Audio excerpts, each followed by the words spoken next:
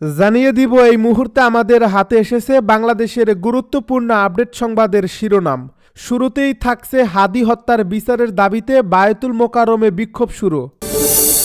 এবারে জানিয়ে দিব কুষ্টিয়ায় প্রথম আলোর অফিসে হামলা ও ভাঙচুর।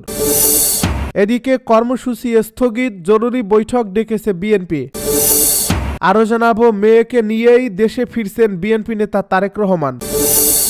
এদিকে এনসিপির শাহবাগের কর্মসূচি স্থগিত, যে বার্তা দিলেন নাহিদ। সব শেষে জানিয়ে দিব প্রথম আলো ও ডেইলি স্টার সম্পাদকের সঙ্গে প্রধান উপদেষ্টার ফোনালাপ। এতক্ষণ শুনছিলেন হাতে থাকা আপডেট সংবাদের শিরোনাম, এবারে বিস্তারিত। তবে তার আগে অনুরোধ রইল ভিডিওটিতে একটি লাইক এবং কমেন্ট করে জানিয়ে দিন ভিডিও সম্পর্কে আপনার মূল্যবান মতামত। আরও জানিয়ে দিন ভিডিওটি কোথা থেকে দেখছেন বা কোন জেলা থেকে দেখছেন। হাদি হত্যার বিচারের দাবিতে বায়তুল মোকাররমে বিক্ষোভ শুরু। ইনকিলাব মঞ্চের মুখপাত্র শরীফ ওসমান হাদিকে গুলি করে হত্যার প্রতিবাদে ও এর সঙ্গে জড়িতদের বিচারের দাবিতে জাতীয় মসজিদ বায়তুল মোকাররমে বিক্ষোভ সমাবেশ শুরু হয়েছে। আজ শুক্রবার জুমার নামাজ শেষে জাতীয় মসজিদ বায়তুল মোকাররমে শরীফ ওসমান হাদির উপর হামলাকারীদের গ্রেপ্তার করে দ্রুত বিচার, অবৈধ অস্ত্র উদ্ধার ও লীগ সন্ত্রাসীদের গ্রেপ্তারের দাবিতে শীর্ষক ব্যানারে বিক্ষোভ কর্মসূচি শুরু করে বাংলাদেশ খিলাফত ছাত্র মজলিস। বিক্ষোভ কর্মসূচির শুরুতে স্লোগান দিতে থাকেন সংগঠনটির নেতাকর্মীরা। তারা স্লোগানে বলেন, আমি কে তুমি কে হাদি হাদি, আমার সোনার বাংলায় খুনি লীগের ঠাঁই নাই, ফ্যাসিবাদের ঠিকানা এই বাংলায় হবে না, আমরা সবাই হাদি হব, যুগে যুগে লড়ে যাব।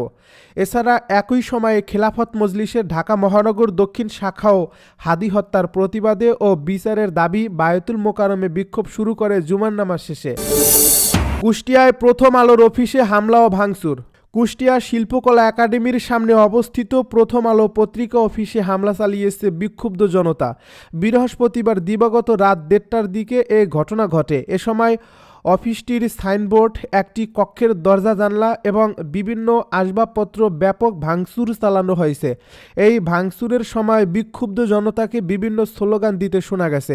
ইনকিলাব মঞ্চের আহ্বায়ক ও ঢাকা 8 আসনের স্বতন্ত্র এমপি প্রার্থী শরীফ ওসমান হাদি মৃত্যুর খবরে কুষ্টিয়ায় রাত 11টার দিকে বিক্ষোভ মিছিল করছে বিক্ষুব্ধ জনতা। ঘণ্টাব্যাপী অবরোধ শেষে কর্মসূচি প্রত্যাহার করলে রাত 12টায় যানবাহন চলাচল স্বাভাবিক হয়। এরপর রাত 1:30টার সময় প্রথম আলোর অফিস সহ শহরের বিভিন্ন এলাকায় আওয়ামী লীগ নেতাদের বাড়িঘর ভাঙচুর ও অগ্নিসংযোগের খবর পাওয়া গেছে। কুষ্টিয়া মডেল থানার অফিসার ইনচার্জ কবির হোসেন মাতুব্বর বলেন, এমন বেশ কিছু খবর শুনেছি, তবে এ বিষয়ে থানায় লিখিত অভিযোগ পাইনি। অভিযোগ পেলে ব্যবস্থা নেওয়া হবে। এদিকে আইনশৃঙ্খলা পরিস্থিতি স্বাভাবিক রাখতে পুলিশের টহল জোরদার করা হয়েছে বলে জানিয়েছে সংশ্লিষ্ট সূত্র। কর্মসূচি স্থগিত, জরুরি বৈঠক ডেকেছে বিএনপি। দেশের সার্বিক পরিস্থিতি বিবেচনায় নিয়ে দলীয় 2 কর্মসূচি স্থগিত করেছে বিএনপি। শুক্রবার বিকাল 3টায় মানিক মিয়া অ্যাভিনিউয়ের শেষ ভবনে বিএনপি মহাসচিব মির্জা ফখরুল ইসলাম আলমগীরের কর্মসূচি স্থগিত করা হয়েছে। এছাড়া বিকাল 4টায় কারণ বাজারে ওয়াসা ভবনের সামনে জ্যেষ্ঠ যুগ্ম মহাসচিব রুহুল কবির রিজভির কর্মসূচিও আপাতত স্থগিত রাখা হয়েছে।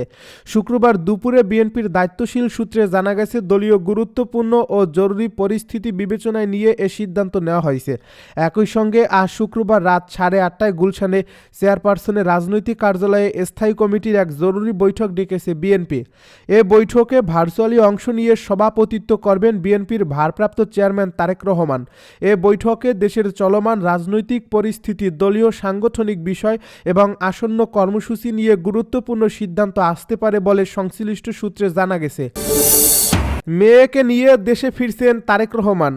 দলীয় নেতাকর্মী সহ সমগ্র দেশবাসীর বহু প্রতীক্ষার পর ঘনিয়ে আসছে ঐতিহাসিক সেই মাহেন্দ্রক্ষণ।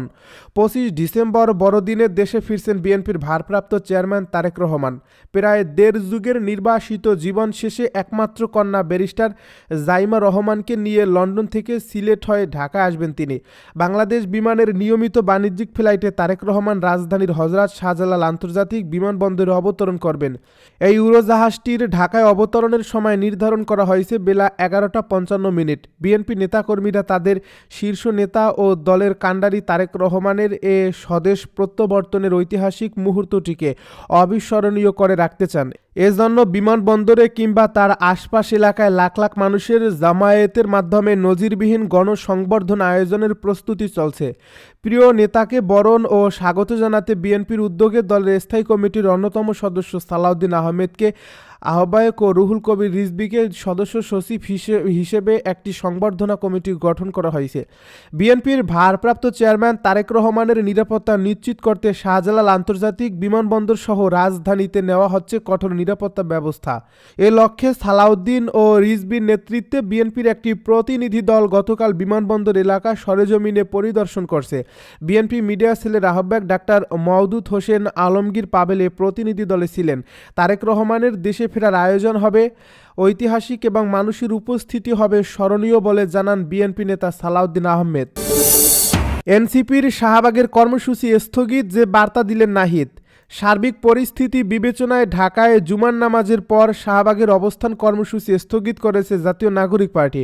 শুক্রবার দুপুরে নিজের ভেরিফাইড ফেসবুক অ্যাকাউন্টে দেওয়া এক বিবৃতিতে এ কথা জানান দলটির আহ্বায়ক নাহিদ ইসলাম। এ পোস্টে নাহিদ ইসলাম বলেন, আজ জুম্মার নামাজের পর যে কোনো কর্মসূচিতে সর্বোচ্চ সতর্কতা অবলম্বন করুন। গতকালের মতো ভাঙচুর ও নাশকতা করার পরিকল্পনা রয়েছে জুলাই বিরোধী শক্তিগুলোর। আমরা যে কোনো প্রকার ভায়োলেন্স ও নাশকতার বিরুদ্ধে। জনগণের ক্ষোভকে ব্যবহার করে কোনো হটকারী গ্রুপ কোথাও ভাঙচুর, অগ্নিসংযোগ অথবা কোনো নাশকতামূলক কার্যক্রম যাতে না করতে পারে সে ব্যাপারে ভূমিকা পালন করুন। তিনি আরও বলেন, সার্বিক পরিস্থিতি বিবেচনায় ঢাকায় জুমার নামাজের পরে আমাদের শাহবাগের অবস্থান কর্মসূচি স্থগিত করা হলো। তার পরিবর্তে বিকেল 4টায় বাংলা মোটর থেকে বিক্ষোভ মিছিল আয়োজিত হবে। সবাইকে অংশগ্রহণের জন্য অনুরোধ করছি। প্রথম আলো ও ডেইলি স্টার সম্পাদকের সঙ্গে প্রধান উপদেষ্টার ফোনালাপ। রাজধানীর কাউরান বাজারে দেশের শীর্ষস্থানীয় দুই সংবাদ মাধ্যম দৈনিক প্রথম আলো ও দ্য ডেইলি স্টার কার্যালয়ে বর্বরোচিত হামলার ঘটনায় গভীর উদ্বেগ প্রকাশ করেছেন প্রধান উপদেষ্টা প্রফেসর মুহাম্মদ ইউনূস। বৃহস্পতিবার রাতের এই ন্যাক্কারজনক হামলার প্রেক্ষাপটে শুক্রবার তিনি পত্রিকা দুটির সম্পাদক মতিউর রহমান ও মাহফুজ আনামের সঙ্গে টেলিফোনে কথা বলেন। প্রধান উপদেষ্টার প্রেস উইংয়ের ফেসবুক পেজ থেকে এই ফোনালাপের বিষয়টি নিশ্চিত করা হয়েছে। আলাপকালে প্রফেসর ইউনূস গণমাধ্যম প্রতিষ্ঠান দুটির এবং সেখানে কর্মরত সংবাদকর্মীদের উপর চালানো এই সহিংসতায় ব্যক্তিগতভাবে ব্যথিত হওয়ার কথা জানান এবং এই সংকটময় মুহূর্তে সরকারের পক্ষ থেকে পূর্ণ সমর্থন ব্যক্ত করেন।